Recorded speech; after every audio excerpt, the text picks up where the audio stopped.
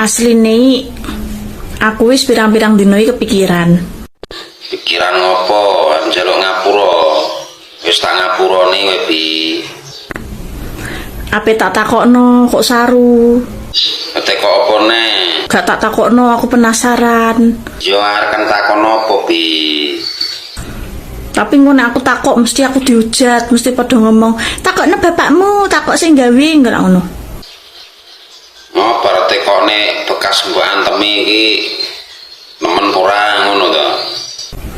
Aku tak takok ya, aku tak takok. Ya takok ninggal takok kok awakmu to gak takok to Bi. Heh, Malah budek to Bi. Teko apa?